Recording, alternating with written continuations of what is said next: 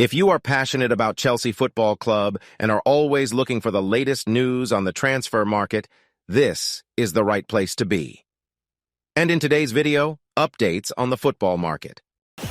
But let's start with Chelsea's pursuit of midfielder Moise Caicedo, and Darmasheth broke some news that we brought to you about 20 minutes ago, so just tell me exactly where we are. Yeah, the breaking news in the last half hour or so, Nick, is that we understand that Brighton have immediately rejected a bid that's worth £80 million from Chelsea for their midfielder, Moise Caicedo. You remember last week they turned down a £70 million bid for Caicedo and are understood to value Caicedo in the same way that West Ham United valued Declan Rice. So we're talking about £100 million. Now, I said at the time at 70 million, this is not a bid of like 80, 85 plus add-ons and there's a small gap to fill.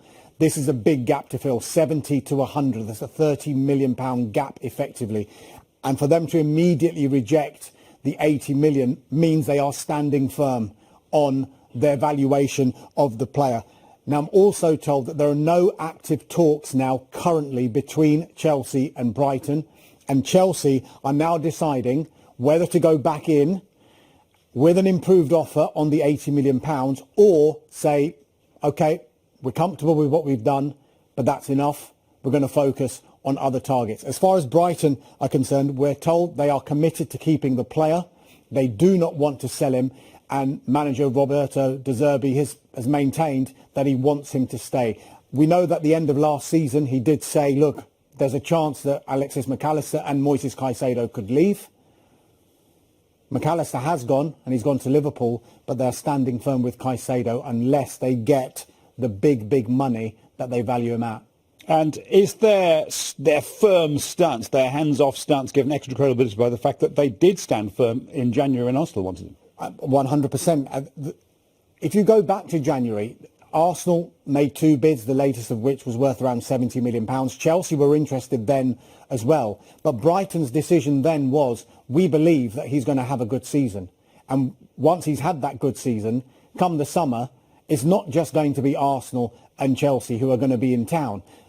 And they managed to tie him down to a new contract, even though he, on social media, said effectively accept the offer from Arsenal, but Brighton stood firm. They tied him down to a new contract with the hope probably that more clubs were going to come in for Moise Caicedo in the summer. And what does that do? Only sends the price one way, and that is up. But as it stands, it seems at the moment Chelsea are the only show in town, but Brighton are saying thanks, but no thanks. So if Chelsea do walk away from this, Kevin, and Mauricio Pochettino obviously looking for someone to play alongside Enzo Fernandez, what are the other options? I think it's difficult because one of the main options they could have had is gone, and that's Ugarte from Sporting, who I thought was perfect for that kind of role. But he's gone to Paris. He was heavily linked with Chelsea, but they didn't make that move. I wonder if it's too late for them to go for Romeo Lavia, because he's being strongly linked, of course, with a move to Liverpool. I think the Enzo thing's interesting here, actually, because if you're Brighton, you look at what Chelsea did with Enzo, exactly, and you say, well, hang on, you paid a fortune for him, and he hadn't had an established track record in European football. Yes, he was very good, exceptional player, played really well in the Champions League for Benfica, but it was a pretty small sample size.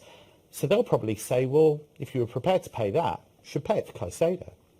So what next? Do you get a sense that Chelsea are determined to bring in somebody? Yes, and they have to.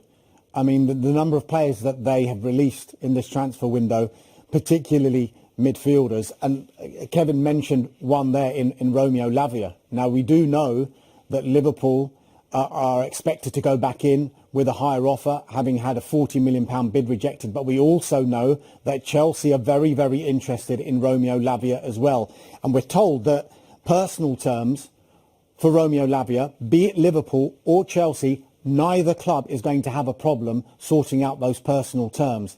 It's just that Liverpool have made the running with the bid so far. Now, say we get to a situation where Liverpool and Southampton agree on a deal, who's to say that at that moment Chelsea might not match the deal that Liverpool have got on the table, and then maybe Romeo Lavia has got a decision. Because you said it could be too late, but Liverpool showed the way they snatched Cody Gakpo, and there's been lots of other instances where it's never too late. Paul, what do you think? Yeah, I think the other thing to point out is Mauricio Pochettino is starting to talk about the size of the squad. He's not quite satisfied with, we know he likes to work with 22, 23, 24.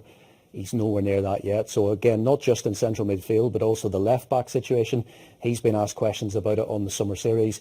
He's starting to give off those messages. So there'll be a little bit of pressure coming from within as well, just for Chelsea to get sorted in time for the start of the new season. Okay. That's it, folks. What do you think of that? Comment here. Don't forget to subscribe to the channel and turn on notifications. Until next time, the video.